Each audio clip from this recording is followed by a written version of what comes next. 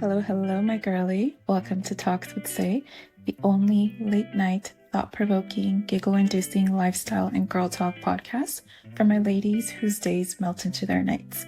I'm Zahra, your tulip-loving, heels-obsessed host who, just like you, is trying to figure it all out while finding moments of balance, discipline, and self above else.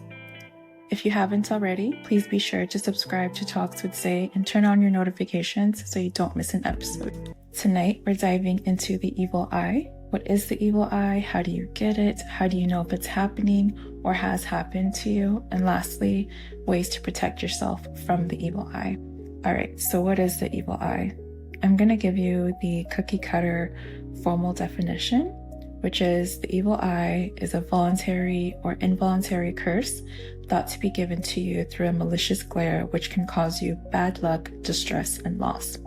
It can be given to you from a stranger, from your parents, your girls, your kids, Katie from the marketing department who's always saying good morning to you with a smile. And believe it or not, it can even be given to you from that guy you think is your forever person. So the evil eye is something practically every culture in the world believes in, and it's been around since 5000 BC. We've all heard about it, and most of us believe in it. So how exactly do you get it? There's obvious ways and not so obvious ways to get the evil eye. You know what's crazy? This is something literally all of us women have experienced, whether we know it or not. And what's even more crazy is that for us as women, it starts in childhood. Don't laugh, don't shake your head, and please pause the eye roll. Just hear me out. Societies all over the world historically have taught us and shown us that when you are a girl and even into adulthood and womanhood, you're scrutinized. You're seen as a possession, you're picked on nonstop. When I say you're picked on nonstop, I don't necessarily mean just picked on when you're a kid at the playground by other kids. I'm talking about being picked on from family. And this starts in childhood, you know? So if that one aunt of yours has always had some shit to say about you, listen, that's not, oh, that's just how she is. That's just my aunt. No, absolutely not. She has ill intentions towards you. She has malicious intentions towards you, whether or not you realize it. And we all have that aunt or that uncle or that grandmother or that grandfather or that parent or whoever was an adult in our life when we were a child who just always picked on us, always. And I'm not talking about bullying. I'm talking about there are just certain things they would say to you or say about you, and you were just like, what? That is one of the ways that you get the evil eye. Another example is that girlie of yours who always has the most to say about other people. Listen, she's saying those same things about you to others. Your sis who's always cheering you on when you've accomplished something, but somehow your gut is telling you something is off. Yeah, that's the evil eye. That's your gut warning you of the evil. Another way you can get the evil eye is by being a shitty person or being ridiculously hard on yourself. If your mouth is always open, is always talking about others, or if your gaze towards other women is just nasty, whether you're doing it on purpose or unintentionally, if you're looking in the mirror and you're saying some terrible shit to yourself, you're saying some terrible shit about yourself, whether you're saying it out loud or you're thinking it, you're literally giving yourself the evil eye and you don't even realize it. Listen, the tongue holds just as much power as the eyes. Self-sabotage is a form of evil eye. All right, now let's jump into symptoms. How do you know you have it? How do you know you've had it or you have it? As I've mentioned already, a lot of times for us as women, the evil eye, we experience the evil eye when we're little. It starts in childhood for us.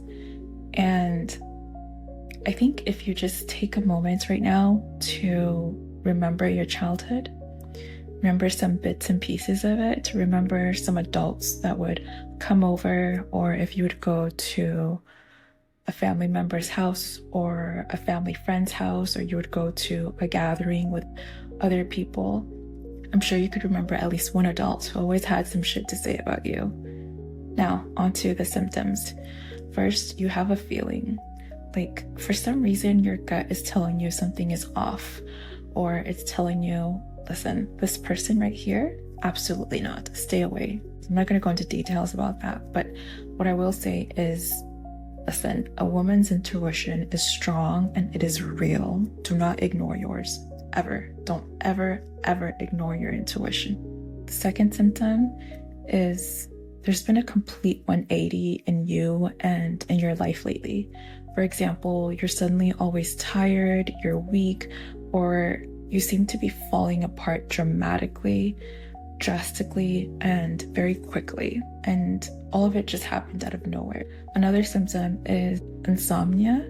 You can't sleep, and if you do sleep, you're seeing some weird stuff that you just can't explain, stuff that doesn't feel good, stuff that makes you shiver. Next, shit keeps happening to you and you're just like, what the fuck? Literally bad things, weird things, just all these things happening to you, and you start to notice a trend and you may be thinking, oh my god, the universe is against me, blah blah blah blah blah. No, it's not. The universe is on your side. So long as your intentions are pure, the universe is on your side. If it's consistent, if it's repetitive, if there's a pattern and bad and weird things that keep happening to you, that's a symptom of the evil eye. Another symptom is you're suddenly losing opportunities, moments, people, and you're losing them after talking to others about them. Let me dive into this one a little bit more, because this is something that I think all of us women should be much more wary of, especially with social media.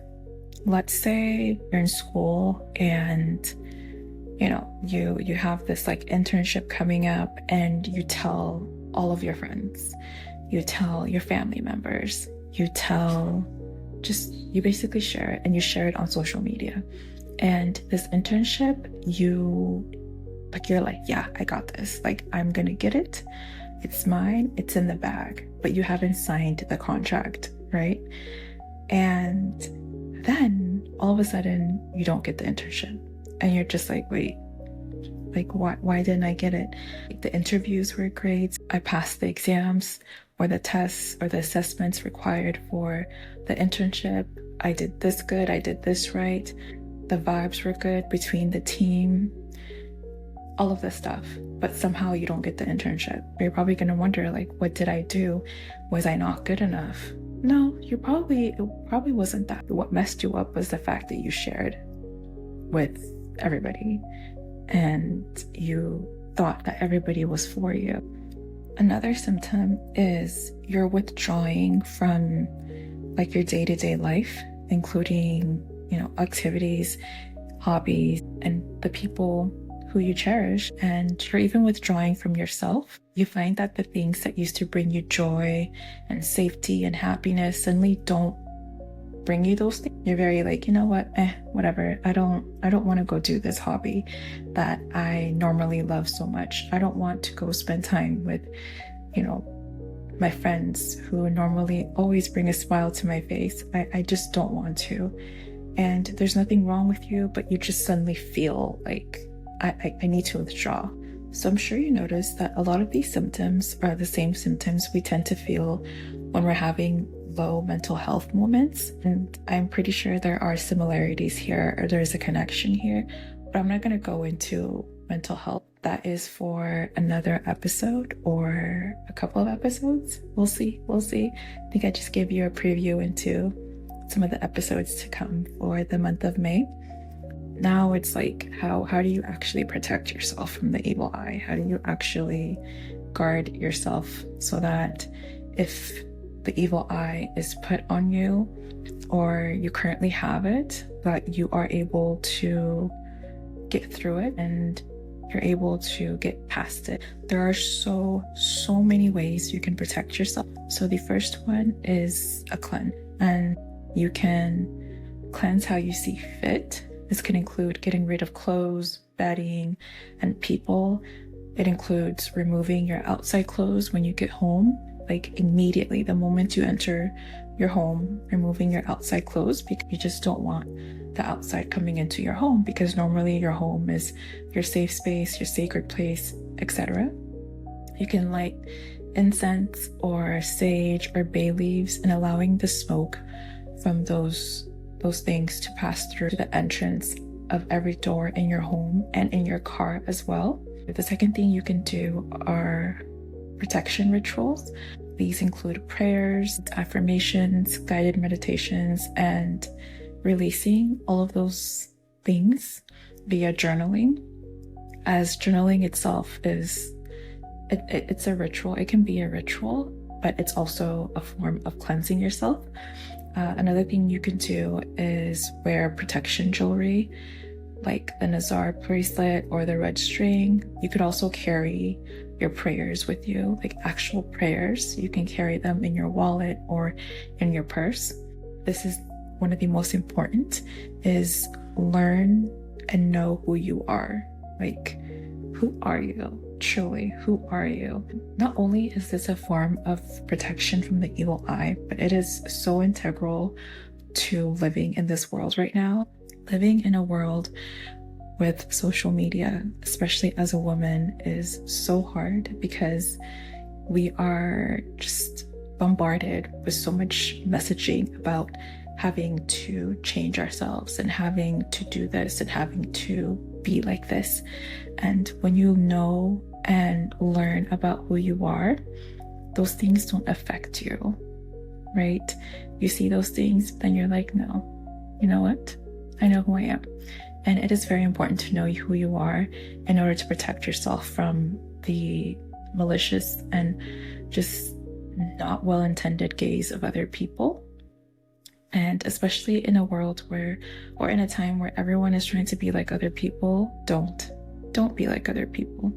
Be you, learn who you are, and as you're learning who you are, discover and implement your boundaries so that others, including those with ill intentions towards you, can't affect you. Become aware of your own tongue, your own gaze, and your own energy, and consistently center back to yourself when you feel things are off.